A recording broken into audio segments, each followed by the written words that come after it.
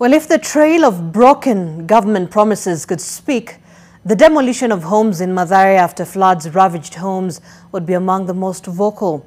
Elderly people among those that are still lying in the cold months after floods swept through the informal settlement at Mathare area, and the government ordering for the demolition of houses thereafter.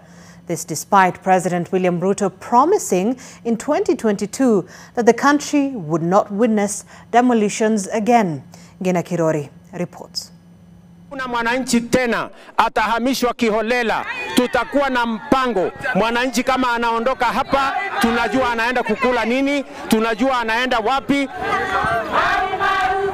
Do not be fooled. These are not the songs of joy emanating from a group of happy women. Instead, these are the songs they sing as a pastime and a distraction from the hurdles they are facing. Wanjiko Maina first moved to Mathare in 1998 before moving to Molo to create better opportunities for herself through a business, only for tragedy to strike. Tulipatwa na shida 2007 na tukasemekana sisi tumekuja huko kunyemelea mashamba ya wenyewe. Wanjiru and scores of others were among those injured in the vicious attacks during the 2007 post-election violence.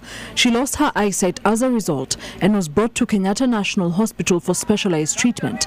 After being discharged, she moved back to Mathare. Mahali nilikuja kukaa Mathare tumebomolewa. As lunchtime rings, this meal being prepared is a potluck formed from the generosity of well-wishers and strangers who have been contributing to help the families. They say the government aid stopped reaching them shortly after the president promised that no family would sleep hungry. Ruto akubui Mathare ni watu manalalaga nje kama ni wanyama. Sisi tunalalaga nje kama wanyama. Tunalalaga nje na nyesewa. Jiwa kiwaka kama hii, tunasida kwa jiwa. Mary Nyambura is among those who are displaced by floods this year.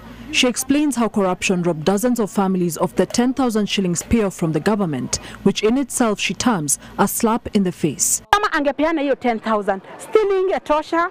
Ni pesa kidogo sana hiyo. Hiyo ni kama kudharau watu. Although wenye ilifikia iliwasaidia. No, sisi hatukupata hiyo 10,000. She shows me what a typical morning looks like for those living on the riverbank. Many wake up early due to the biting cold after suffering through the night, with no privacy to dress for the day or to make a morning cup of tea. Na tukatai kutoka huku mahali ulisema ni 30 meters. Juu kungine ni over 30 meters.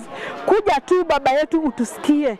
Hata kama ni makosa gani tulifanya, tafadhali tunamuomba. Kama ni makosa tulifanya, ninaomba msamaha kwa wazazi wetu kama ni wazazi wetu walikosea. The threat of disease lurking nearby due to the lack of proper sanitation and hygiene stalks the displaced persons here. Ruto alifanya watu mbaya. Sinikuongea kabisa bila kumubiza. Tai watu wana bali ya sasa bali hata tunakaa mbali hata ni watu waka tena sasa ukiangalia kwa mitalo kwa manyumba maji yanapitia karibu na milango.